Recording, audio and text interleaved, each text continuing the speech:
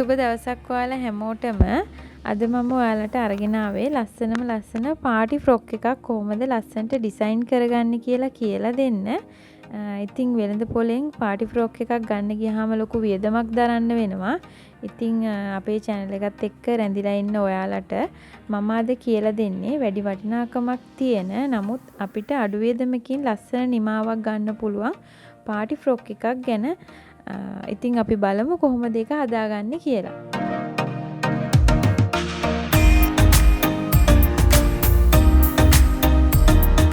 ඉතින් මම මගේ ඩිසයින් එකට පාවිච්චි කරලා තියෙන මේ water drop stone එක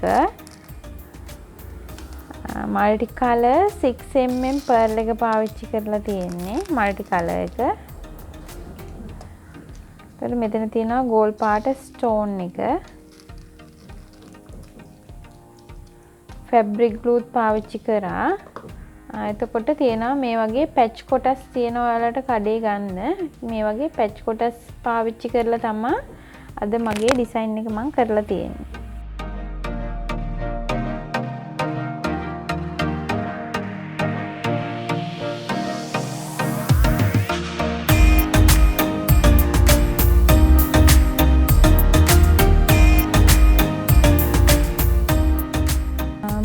අපි ඉස්සෙල්ලා ඔයගොල්ලෝ මේ ගවුමක් මහනවා නම් ඉස්සෙල්ලා රෙදි කපා ගන්න. කපාගෙන ඔයගොල්ලන්ගේ මිම්මට මහලා ඉවර වෙලා මේක දෙපැත්ත මූට්ටු කරන්න කලින් තමයි මම මේ ලේස් ටික මේකට මේ අල්ලලා තියෙන්නේ. එතකොට මේක ෆැබ්‍රික් ග්ලූ දාලා කරගන්නත් පුළුවන්. එහෙම නැත්නම් ඔයාලට මේක ඉදි කට්ටෙන් අතේ මහ ගන්නත් පුළුවන්. මැෂින් එකේ නම් මහන්න යන්න එපා. ටිකක් අමාරුයි. ඔයගොල්ලන්ට ෆැබ්‍රික් ග්ලූ එක දාලා මේක අල්ල ගන්නත් පුළුවන්. එහෙම නැත්නම් අතේ මේක ඉදි කට්ටෙන් මහගෙන යන්නත් පුළුවන්. මේක ඔයගොල්ලෝ ගවුම මෙතනින් සම්බන්ධ කරලා මෙතන මහන්න කලින් පළු දෙක මහ ගන්න කලින් මේක අපේ ලස්සන්ට අපේ ඉනේ ප්‍රමාණයට මේ විදිහට කපා ගන්න ඕනේ. ගවුම ඔයගොල්ලන් මූට්ටු කරන්න කලින් අල්ලගන්න කියන්නේ මොකද අපිට මේක ඇතුලෙන් දැන් මහනවා නම් ඇතුලෙන් අත දදා මේක එහෙම මහන්න ටිකක් අමාරුයි. ඒක නිසා ෆැබ්‍රික් ග්ලූ දාලා ඔයගොල්ලෝ මේක අලවනවා නම් ප්‍රශ්නයක් නැහැ. එතකොට කරන්න තියෙන්නේ මේ ෆ්‍රොක් එක ඇතුළට රිජු ෆෝම් කෑල්ලක් දාලා ඊට උඩින් ඉටි කොලයක් දාලා හොඳට පින් කරගෙන තමයි මේ ලේස් ටික අලව ගන්න ඕනේ.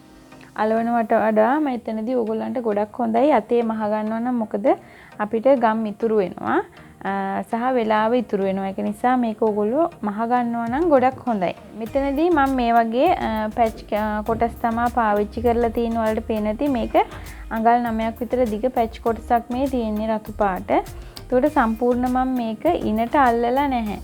ඒකට මේක මෙහෙම ඉනට අල්ලනවා නම් ඔයගොල්ලන්ට කැමති නම් අල්ලන්න පුළුවන්. හැබැයි මේක දිග වැඩි. ඒක නිසා මම මේක දෙකට කපාගෙන රටාවක් විදිහට තියලා තමයි මේ කොටස මහගෙන තියෙන්නේ. ඔයාලට පාවිච්චි කරන පැච් කොටස අනුව එක තීරණය කරන්න පුළුවන්.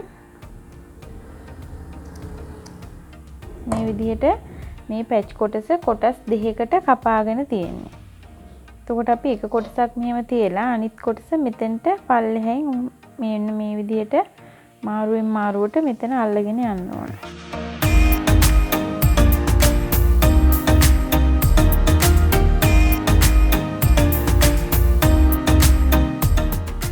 මෙන්න මේ විදිහට තමයි මේ කොටස් දෙක තියලා තියෙන්නේ. එතකොට අපිට ලස්සනට එක එක හැඩවලට මේක ගන්න පුළුවන්. කෙලින්ම අල්ලන්නේ නැතුව අපිට අවශ්‍ය උසේ ප්‍රමාණයට මේකෙන් කොටස් දැන් මීට වඩා උස අඩුවට ඕන නම් තව මේ හරියෙන් ඔයගොල්ලන්ට කට් කරලා මේ කොටස් ටික වෙන වෙනම තැන් වලට අලවන්න හරි මහ ගන්න හරි පුළුවන්.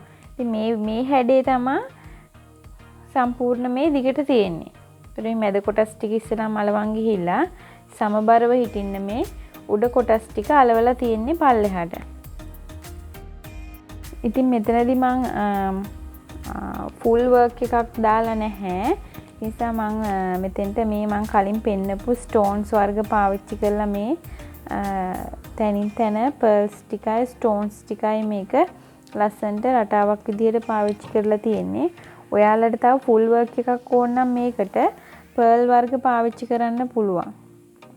රතු පර්ල් එක 4mm 6mm 5mm ඒ හැම සයිස් එකක්ම පාවිච්චි කරලා තව මේකට මීට වඩා ලස්සනට වර්ක් එක හෙවි වර්ක් එකක් දාගන්න පුළුවන්. ඔයාලට තව ටිකක් මේකට පර්ල්ස් වර්ග ස්ටෝන්ස් වර්ග දාලා. ඉතින් මම පුංචි නෝමල් වර්ක් එකක් තමයි මේකට පාවිච්චි කරලා තියෙන්නේ. ඉතින් මේ තියෙන්නේ මගේ සාය කොටස මේ ෆ්‍රොක් එකේ. මේක කපලා තියෙන්නේ ෆ්ලෙයාර්ඩ් ස්කර්ට් එකක් විදියට. 60 පළල රෙද්දකින් තමයි කපලා තියෙන්නේ ෆුල් ෆ්ලෙයාර්ඩ් එක. එතකොට සම්පූර්ණ මේ ගවුමේ ඉස්සරහා සාය කොටසටයි පිටිපස්ස සාය කොටසටයි මේ සම්පූර්ණ පැච් කෑලි අල්ලලා තියෙන්නේ.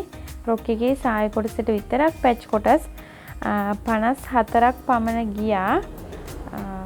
ඉතින් ඔයාලා තෝරගන්න ඩිසයින් අනුව ලේස් රෙද්දකින් හරි අපිට පුළුවන් මේ වගේ පුංචි පුංචි කොටස් කපලා අපිට ලස්සන වර්ක් එකක් දාගන්න. සම්පූර්ණ මේ ෆ්ලෙයාර්ඩ් කොටසට අගට මේ වර්ක් එක දාලා තියෙන්නේ. එතකොට මෙතනදී මෙහෙමයි මම ස්ටෝන්ස් පර්ල්ස් මේක උඩ අලව ගන්න තමයි ෆැබ්‍රික් ග්ලූ එක පාවිච්චි කරේ. මේ ටික අපි සායට අල්ලගන්න මම මේක සම්පූර්ණ ඉදි කට්ට පාවිච්චි කරලා අතින් තමා මේක මහලා තියෙන්නේ. සහ ෆැබ්‍රික් ග්ලූ පාවිච්චි කරනවා නම් අපි මේක සැරින් සැරේට කොටස හදලා වේලෙන්න තියන්න ඕනේ. එතකොට කාලයක් පොඩ්ඩක් යනවා. ඒක නිසා ඔයගලන්ට හරිම ලේසි මේක ඉදි කට්ට පාවිච්චි කරලා අතේ මේක මෙහුම් පාරක් ගහගෙන යන එක ඉක්මනට මේ කොටස් ටික සායට අල්ල ගන්න පුළුවන්. ඉතින් ඔයාලට මේක අතේ මහනකොට චුට්ටක් එහාට මෙහාට යන්න පුළුවන්. ගම් දාලා ඇලෙව්වත් අතේ මැහුවත් ඕගොල්ලෝ මේක අලව ගන්න කලින් ගාන්ට කොටස් කීපයක් එකවර මේක මෙහෙම අපේ ගවුමට අවශ්‍ය තැන තියලා ඉස්සලාම මෙතන අල්පෙනිති 2-3ක් මේ කොටසට ගහලා මේ කොටස ඉස්සලා රඳව ගන්න ඕනේ. ඊට මේක කොටස එහාට මෙහාට වෙන්නේ නැහැ. මොකද අපි අලවලා ඉවර වෙද්දී මේක සීමාවන් වෙනස් වෙන්න පුළුවන්. ඒක නිසා මේක ඉස්සලාම මෙහෙම තැන් 3-4කින් රඳවලා ඉවර වෙලා තමයි අපි කන පිට පැත්තෙන් මේ විදියට මහගෙන යන්නේ.